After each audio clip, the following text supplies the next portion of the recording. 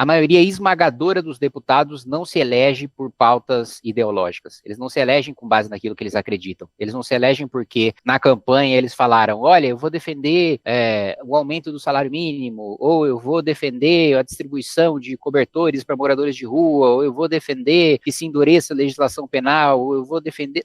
Não tem nenhuma defesa de ideias, de projetos, né? Eu vou te dizer que pelo menos 300, 350 deputados federais são aquilo que a gente chama de centrão. É aquele cara que se elege inaugurando obra no seu reduto eleitoral. E daí a gente já começa com um problema de educação grave no Brasil, né? A gente sabe que o último PISA mostrou que pelo menos 50% dos brasileiros não tem um nível de português adequado para exercer a cidadania, né? Ou seja, a gente está falando de pessoas que, segundo o PISA, não tem uma qualificação nem para entender direito como funciona a democracia. Metade dos brasileiros, né? Não estou nem falando de uma leitura mais complexa. E aí, o que acontece? As pessoas não sabem qual que é o papel de um deputado. E quando aquele sujeito inaugura uma praça, né, uma creche, asfalta a rua dela, ela agradece e acha que aquele deputado está fazendo o trabalho dele, mas não é papel de deputado executar o orçamento. E boa parte da política hoje é discussão sobre emenda parlamentar, que é o quê? A emenda ao orçamento, né, existe um orçamento público que é votado, é encaminhado pelo Poder Executivo e o parlamento vota, né? E aí, no Brasil, a gente criou esse monstrengo de emenda ao orçamento, em que o deputado, né, repassa, né, recursos para sua base eleitoral para fazer obras que deveriam ser feitas ou pelo prefeito, ou pelo governador, ou pelo presidente da República. Então ele se elege, como é que, por exemplo, a gente tem 99%, ou até eu vou colocar até que virtualmente 100% da população é contra o aumento de número de deputados. E como é que a gente teve uma maioria tranquila para aumentar o número de deputados se a população não acredita nisso? Porque a população vota num deputado que levou obra para sua casa, para o seu bairro, e sem se preocupar com aquilo que ele pensava, porque sequer sabia a importância do pensamento daquele candidato, né? Então, resumindo aí a resposta, Wesley, sim, né, o Faoro tem razão quando fala sobre o patrimonialismo e diz que a nossa máquina pública está sequestrada por interesses privados, né? Como é que surgiu esse monstro chamado emendas parlamentares? Quando que isso começou a aparecer? Porque parece até uma fuga do que teoricamente cada poder deveria exercer. Não seria o executivo que deveria exercer, né, como o próprio nome diz, esse orçamento, e agora está crescendo toda hora? Aonde que foi o início dessa fagulha? Olha, eu acho que o princípio dessa disfuncionalidade, primeiro, o patrimonialismo é uma coisa que já vem de muito tempo, né? Não vem da nossa Constituição de 88, não vem da redemocratização, né? A gente sempre teve o político ou o detentor do poder sempre acreditou que aquele poder era propriedade privada dele. E não é só esse o problema. O maior problema é que o eleitor também acredita nisso. Ele acredita que o poder, mesmo que o eleitor vote, ele não entende que aquele voto é ele dando a parcela do poder, é ele delegando aquele poder que é dele, mas para ser exercido temporariamente por outra pessoa em seu nome. Ele entende que o poder é propriedade, sim, daquele político e que, portanto, tudo que é feito com o poder, ele, enquanto eleitor, enquanto plebeu, por assim dizer, deve ser grato por tudo aquilo que é trazido pelo poder. Então, é como se a pessoa esquecesse que ela paga imposto, que é ela que sustenta a máquina pública, que é ela que vota, que é ela que delega o poder, e aí toda vez que vem o sujeito e inaugura uma obra no lugar em que ela vive, ela sente-se grata pelo próprio dinheiro dela estar sendo gasto com ela. Agora, a disfuncionalidade das emendas parlamentares, que é uma coisa que é uma franja do nosso patrimonialismo, mas é menos profunda do que o patrimonialismo, na minha visão, começou com a Constituição de 88. Porque a Constituição de 88, ela é uma Constituição parlamentarista. Por quê? Porque quem escreveu a Constituição de 88 acreditava que a população brasileira fosse, no plebiscito, escolher o parlamentarismo em vez de escolher o presidencialismo. Tinha uma certeza tão grande que o próprio regimento da Câmara e a própria Constituição, toda ela foi desenhada, em termos políticos, para a gente ter um regime em que os parlamentares, a maioria dos parlamentares formam o governo, então aqueles parlamentares que são da base do governo, eles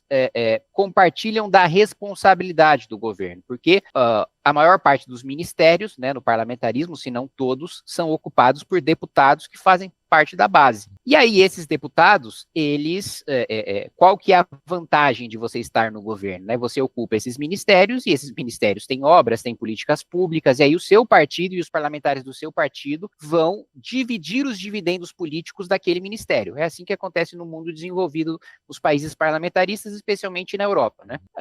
Só que a população brasileira escolheu o presidencialismo. E escolhendo o presidencialismo, os parlamentares eles não têm mais a obrigação de fazer composições para o governo ter maioria. A gente tem um sistema que não funciona porque o presidente da República, ele pode passar 4 anos sem ter maioria no Congresso Nacional, e esses 4 anos continuam com o país basicamente ficando parado, porque o presidente não tem maioria.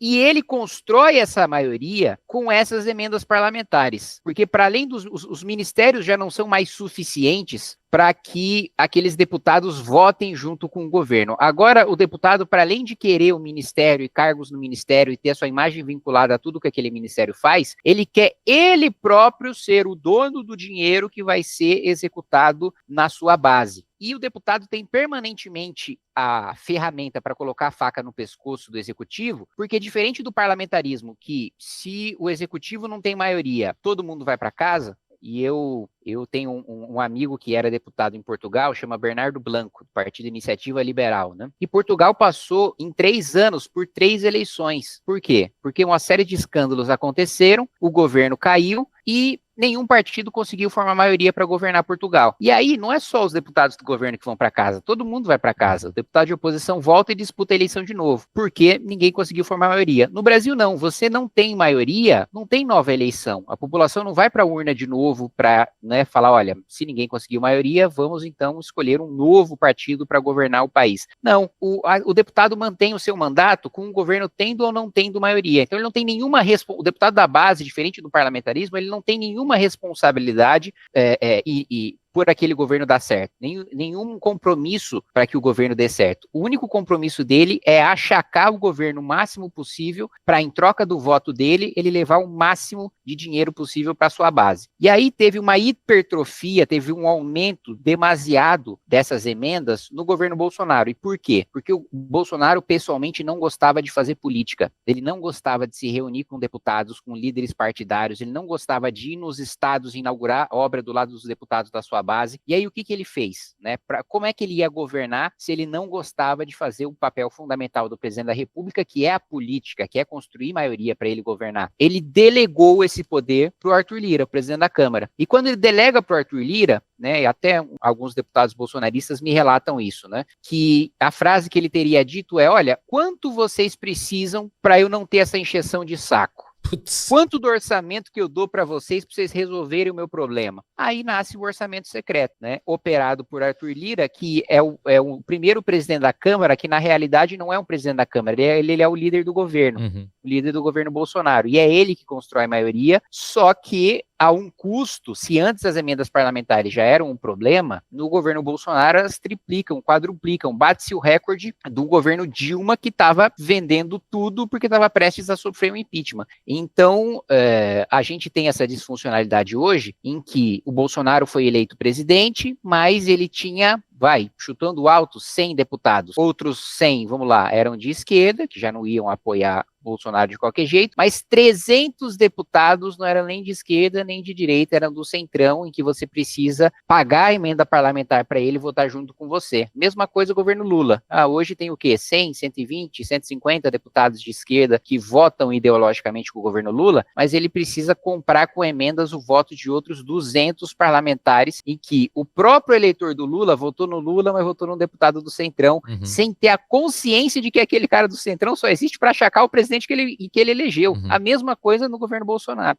E aí, como agora a gente tem essa hipertrofia de emendas, seria o equivalente a uma família que começou a ganhar muito mais, um salário, né, muito mais robusto, melhorou a qualidade de vida, melhorou o estilo de vida. É muito difícil voltar, né? Exatamente. Para desmamar isso aí é um trauma, né? Porque ninguém quer abrir mão de poder.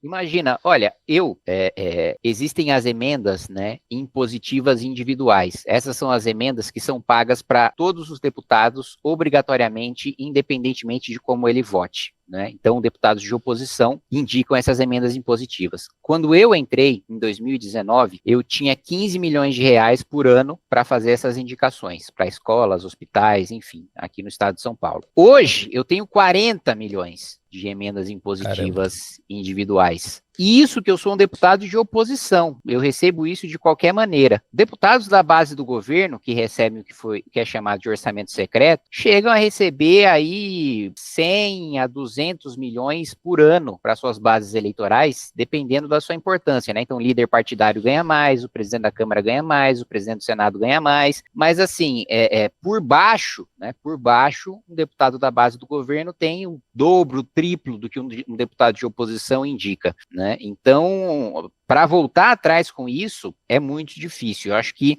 só com a gente vivendo uma crise tão profunda ou um escândalo envolvendo emendas tão grande que force os parlamentares a recuar. E isso não é... A gente já viu isso na história.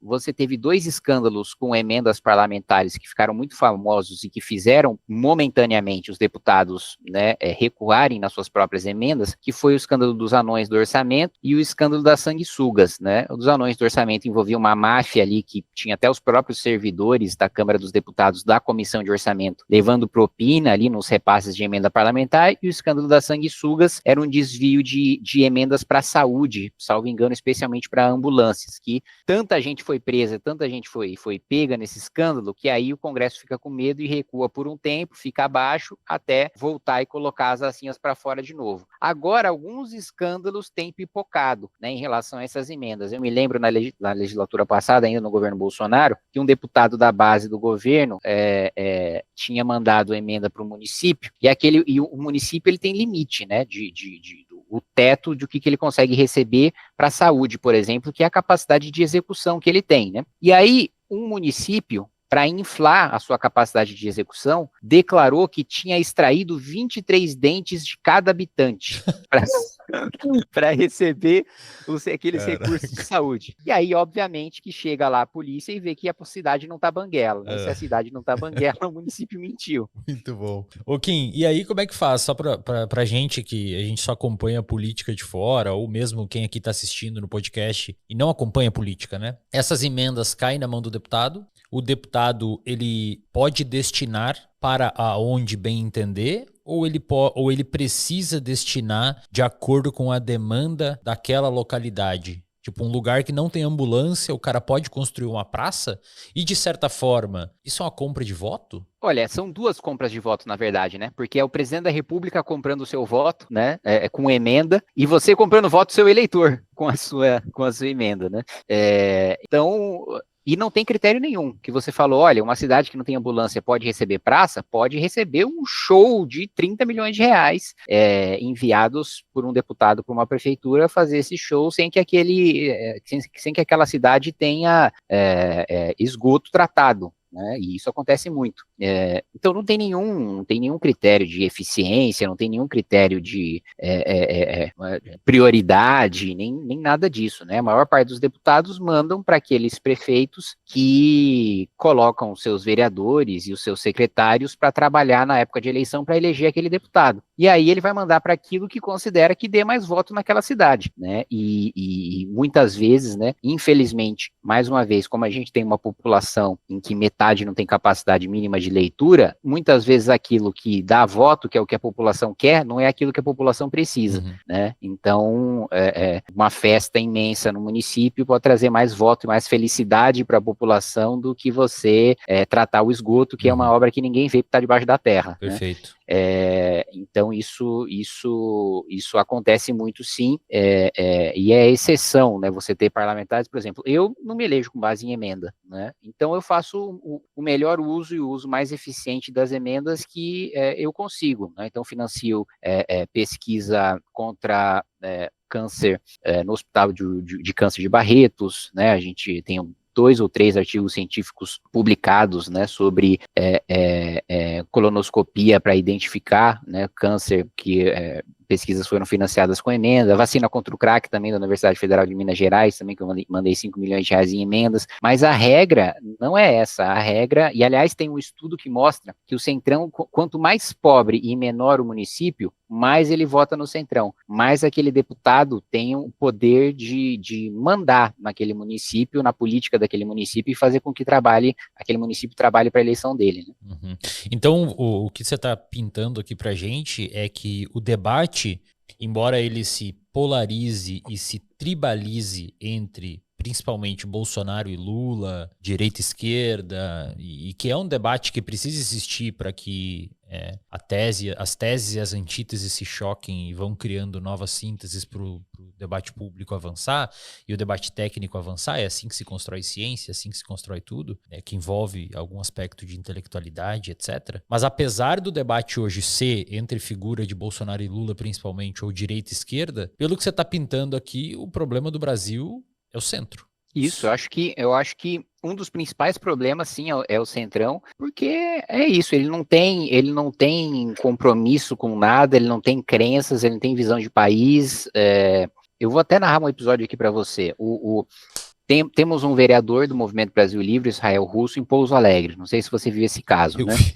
Ele é um vereador de oposição. Eu achei que era mentira. Eu falei, não é possível que isso aconteceu, cara. Eu fui ler a matéria, eu falei, caramba, bicho. Então, ele é vereador de oposição, né? O prefeito mandou um projeto para criar 33 cargos, ele apresentou uma emenda para mudar para 7 cargos, o vereador líder do governo estava fora da Câmara, é quem orienta no painel, o governo é para votar sim, o governo é para votar não. Ele não estava lá, aí o Israel Russo, como vereador de oposição, orienta a oposição para votar não ao próprio projeto dele, à própria emenda dele, para confundir os deputados da base que só olharam o não, falaram, se a oposição votou não, o governo é sim, né? Então o governo votou sim e aprovaram a emenda dele. E eu digo para você que esse é o retrato também do Centrão em Brasília, no Congresso Nacional. A maioria dos deputados não lê os projetos que eles votam. Eles olham para o painel, como é que meu partido orientou? Como é que o governo orientou? Como é que a oposição orientou? E vota junto. Que loucura, assim, não cara. tem... Que loucura, não tem, cara. Existem alguns poucos deputados que fazem um debate de mérito, que leem aquilo que é votado e que existe até uma margem de convencimento para você chegar, né, num meio termo razoável. Existe gente que, sim, que é qualificada e que se aprofunda e que é especialista em determinados temas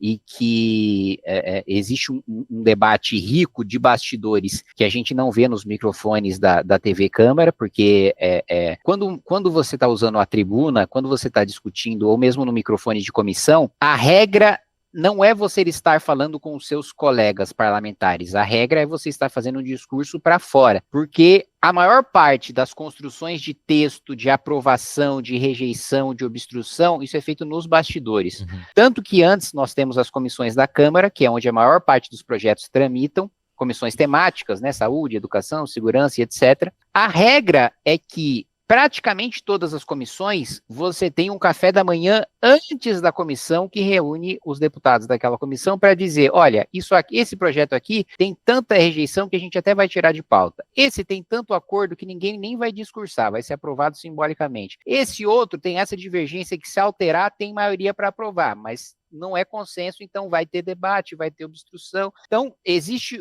isso foi uma coisa que me surpreendeu positivamente, né? Porque às vezes a gente acha que a Câmara é só a avacalhação que a gente vê na TV Câmara, mas tem um debate de mérito e técnico com alguns parlamentares que entendem do assunto, que têm visão de mundo e que têm preocupação de discutir os textos das leis e que negociam, né? Me vem à cabeça um exemplo agora, tem um deputado que chama-se Zacarias Calil, um deputado de Goiás, e que ele é um cirurgião que tem a capacidade de separar gêmeos siameses, né? Ele se tornou conhecido por causa disso. Eu até brinco que ele é o Ben Carson brasileiro. E é um cara que entende muito de saúde, é um cara que entende muito do seu setor, que faz um debate rico de mérito, que é respeitado por isso, né?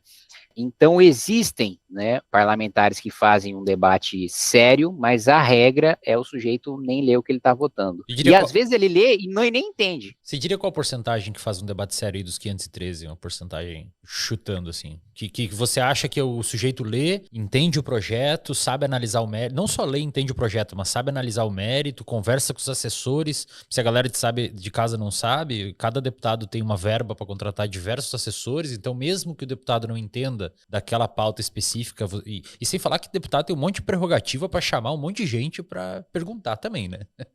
Não sei se fazem, mas qual que você chutaria aí que é uma porcentagem de deputados hoje do parlamento que consegue ler, entender e debater mérito? Olha, eu colocaria 20%.